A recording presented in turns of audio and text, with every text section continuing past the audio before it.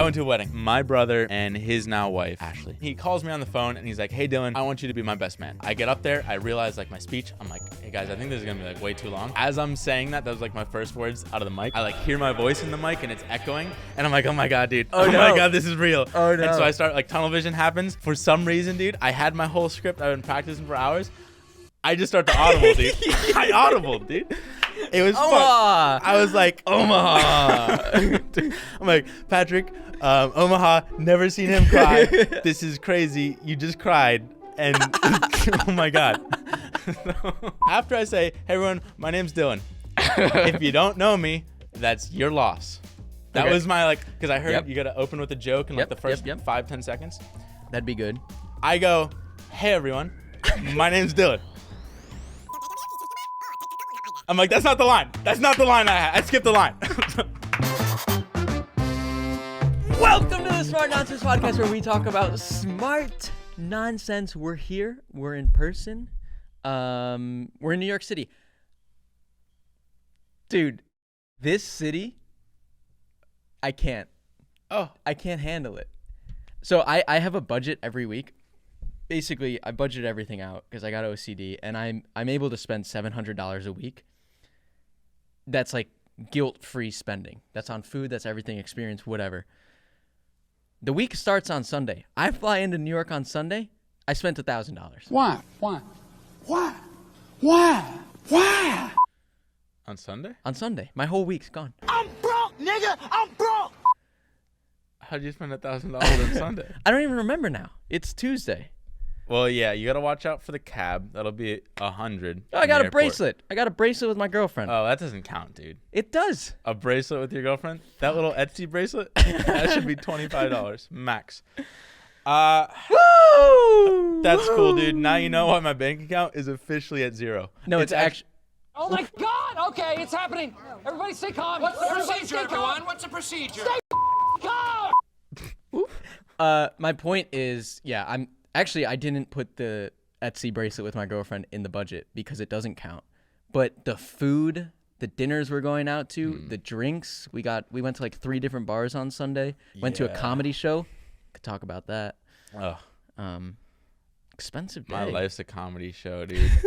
Our life. Today we went on a spiral. I don't want to talk about today, dude. Nor do I want to talk about budgets. Yeah. Partially, I don't like dating people because it costs so much money to go out each time. And if you're a dude on first dates, or pretty much any date, you always pay. Well, this is what I'm realizing is we sit down at a restaurant in New York. Mains are $45, $48, $55. My trucha, my trout, $60. $60 trucha. It's $18 in Pre-VAT. Chicago. That's fuck. Right. Slap a tip. That's $100 trucha by the end of the night. Dude, fuck. You better we go split back dinner to last Peru. night. I paid $95. It was a $95 trucha. Well, that's why we had a joke in college when it was like you spent $111 on like drinks and dinner with some girl.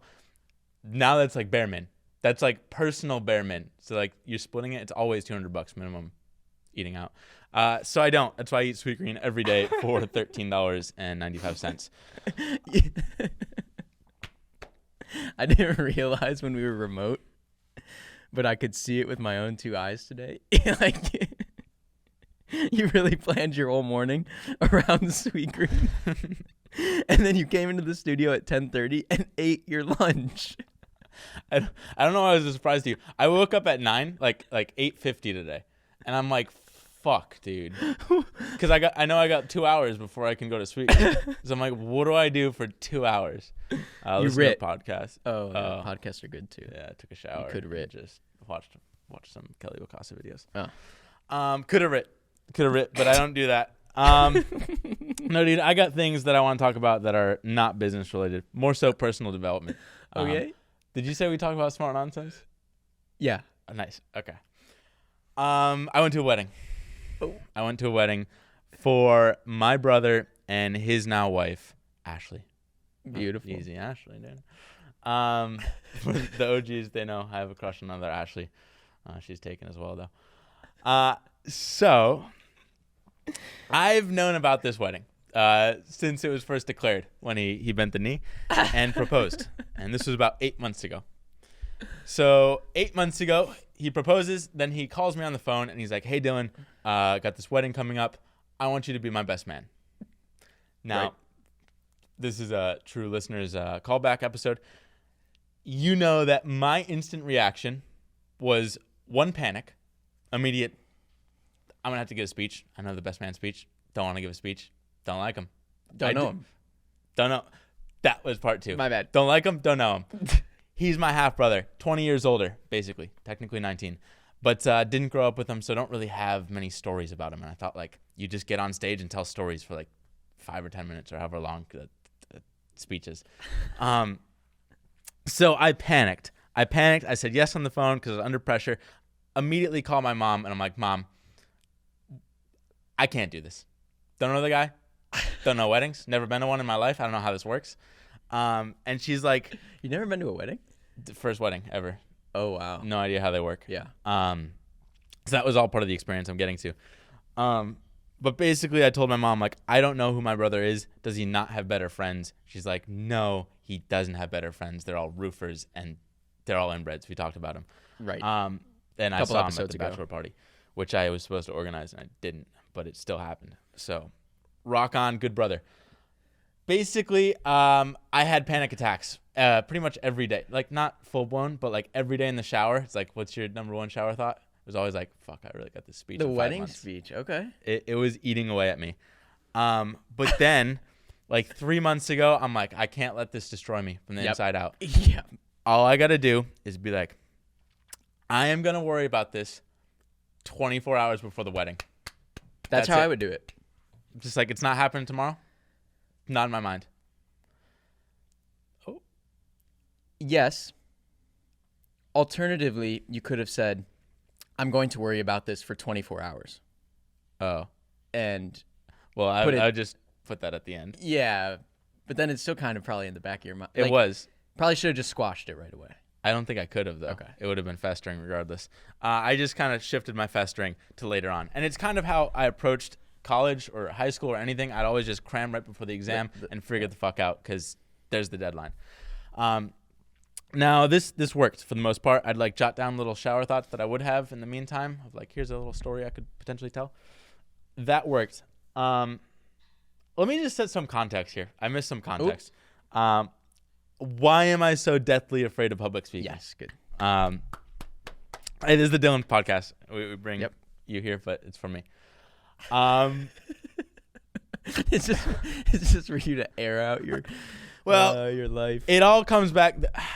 I don't know when it started. I think I didn't give a public speech till like 7th grade, and I remember like I didn't know what public speaking was until like it came around the room, and it was just like up to me to give like a little book report to our class in English. It was just like stand up at your desk, and I like almost threw up. I was like, right, dude, I was seasoned. Trauma. We call this trauma. Right. And so I had that in my mind in 7th grade. That was like the first experience. Then 8th grade, I was supposed to give this honor society speech in front of like literally 400 people. And like, I was the first person ever to say like, I can't do this. Like our guidance counselor, Mr. Quinn, he was like, it's not like an opt-out thing. It's like, you just do it because like you have to give the speech.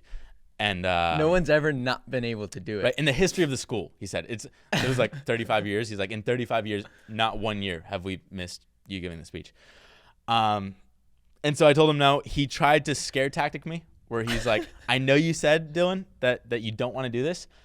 I already printed all the brochures, 400 brochures. They have your name as the speaker, so you're gonna have to give it. Okay. And he saw in my eyes, I almost cried. This was in the gym. Like, he caught me after gym when I was like about to change. And dude, they were like, my eyes were bubbling. I'm like, no, you can't do that. I will die. And he saw the panic in my eyes, and he was like, all right, I was kind of bullshitting you just to see if you were serious. Oh, wow. But, like, there's some trauma packed up. Whoa. So they found a different Dylan to give a speech. So I just been holding on to that for a while. I took a public speaking class in college. Here's the thing. When I do give speeches, they're good. Okay. Unless I think about giving a speech. You know how I get the yips and I stutter? I also get the yips. That started to happen to me in tennis. And Frisbee. Dude. Yeah, there's like this thing. So the yips is in golf. I I think watch like Charles Barkley try and drive, hit his driver. He's got this like yip hitch. Maybe we'll roll the B-roll. The yips. Yeah, it's like this weird thing when you have too much time to think about the mechanics of whatever you're doing.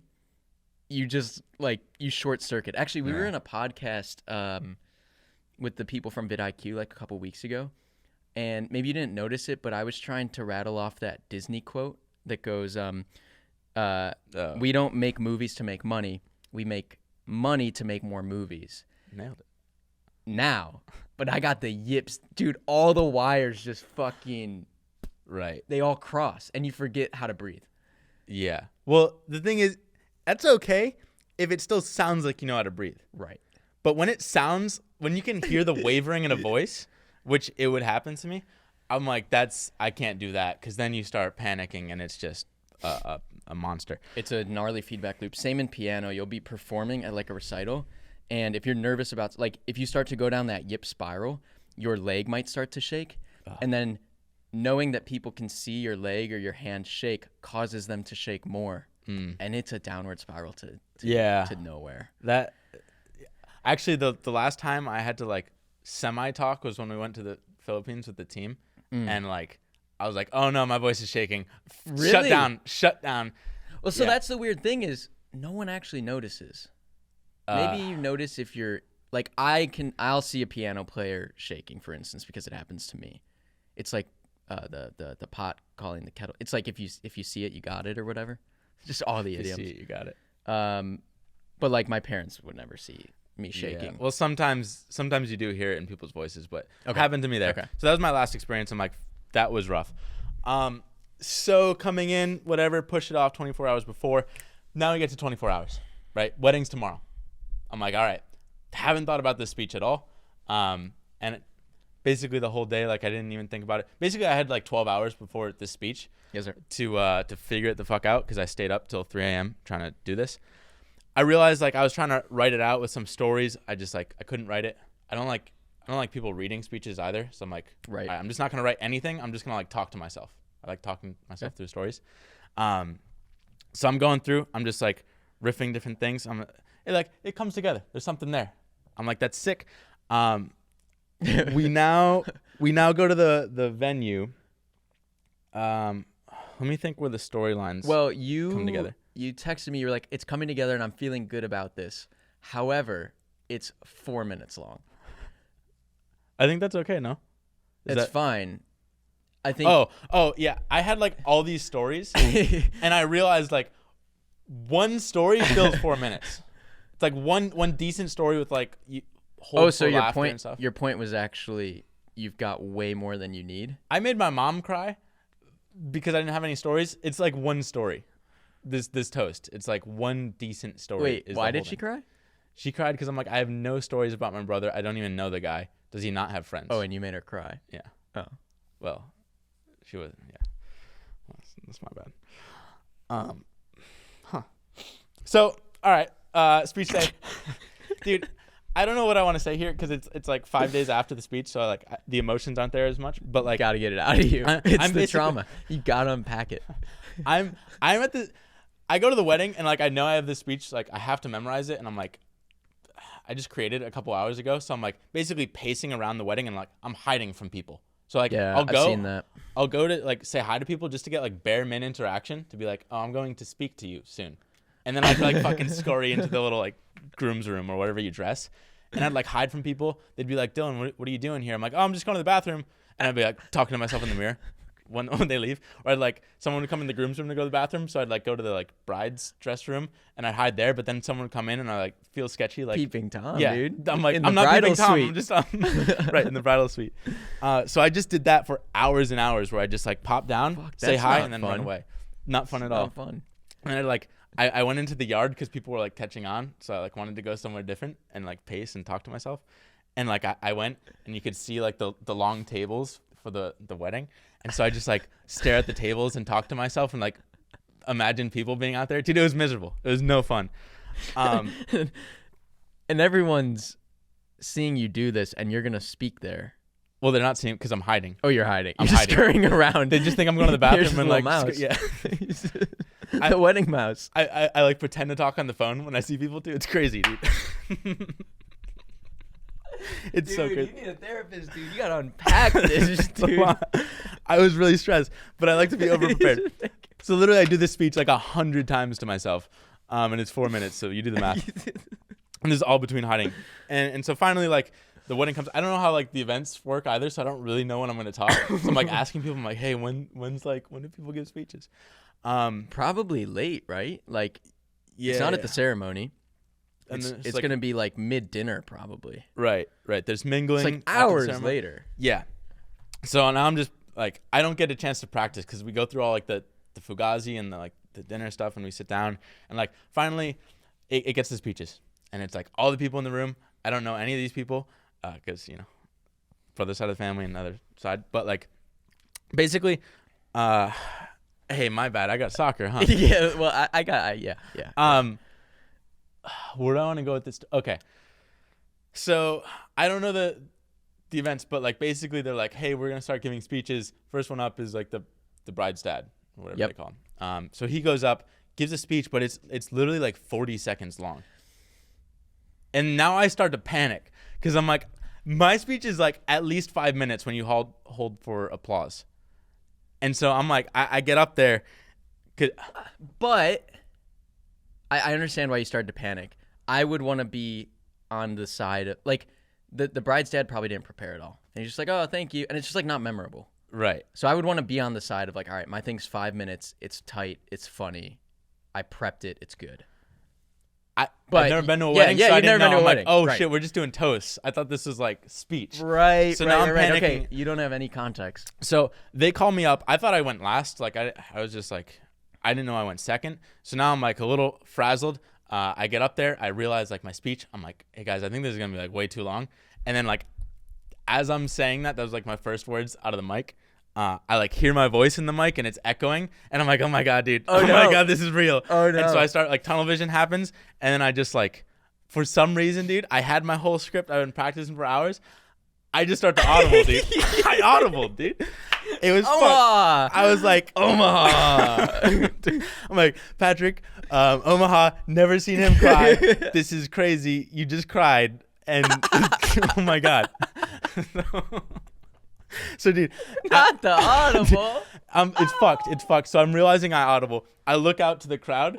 And, dude, I just see my mom. My mom's face. Like, you want, like, your family to be, like, supportive. She's just like, oh, because you the whole dude, she just has panic face on, like because she knows I get nervous as fuck. So she's like, she's just like her whole face is just like scrunched, like, oh my god, that's like, not good. Something's you don't gonna want happen. that. Right, you don't want that. This is the only face I see in the audience, like, which is not what you want. Right. So I'm like, fuck. She needs to be doing, one of these, which for the audio listeners is like a, you got this, like, yeah, come on, keep it moving. I'm making it sound like I think much worse than it was. Yeah, it probably wasn't that bad. She was the only one with like panic-stricken face. The rest were like, okay. And so now I'm like, all right, I just audibled. That's my bad. Let me get back to the script. So this is all in my head. I talk to myself. That's why it makes it so difficult. So now I'm like, hey everyone, my name's Dylan. Yes. Now, the thing I've been practicing for the last 5 hours was after I say, hey everyone, my name's Dylan. If you don't know me, that's your loss. That was my, like, because I heard you got to open with a joke in like the first 5-10 seconds. That'd be good. I go, hey everyone, my name's Dylan. I'm Patrick's younger brother. I'm like, that's not the line. That's not the line I had. I skipped the line. I'm like, fuck. So in my head, I'm like, I audibled and then I fucked up my opening line. So, fuck, dude. And now I'm on the shot clock because I knew I had 5 seconds to like get a laugh here because like I already had the audible. That wasn't funny. And now I fucked up my first line that was supposed to be funny. So now I'm running out of time. I got to get a joke in, dude. And I don't got a joke. My next joke comes like in 20 seconds.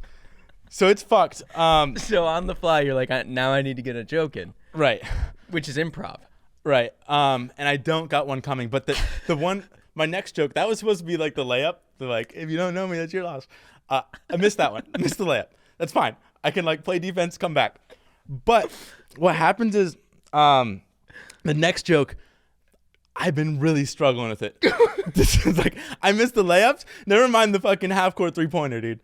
It's one where it's like he's 20 years older. Like that seems kind of crazy, but like if you're our mom with like a 20-year-old Patrick, you'd want to hedge your bets. Like that was supposed to be the joke. Like have a second child. Yeah. But like I kept like confusing. I'm like, do I say hedge your bets or do I diversify? I stutter like that. I didn't know which word to pick, and I was just like on the fly, I'm gonna figure it out. Luckily, dude, I don't know. The gods were blessed. I came up with like, if I were you, I would hedge your bets. And I like point to myself and they're like, hedge your bets. They got the joke. People start ripping. Yes. And this is a good 30 seconds in. Yes. So I was feeling good. So that one landed. Yeah, it landed. Let me think as I'm giving the speech. Oh, it landed, but my mom's face didn't change for like literally like she was nervous. 2 minutes of the speech. She was nervous on my behalf. Let me look at what happened exactly. Dude, there's this great it's a video called like why you should let your kids do dangerous things, and it opens with Van Neistat explaining something like this where it's kind of a long story, but we should roll that or people should watch it. And then like your mom was freaking you out basically. I mean it didn't help. Yeah. But it wasn't her fault. I was thinking like as the speech was going, I'm like, you have no idea, but like your face is really scaring me and it's not helping. Yeah. And it was just this like this tightrope where I'm like, oh good God. Hold on. Yeah. I think I just like I went through it.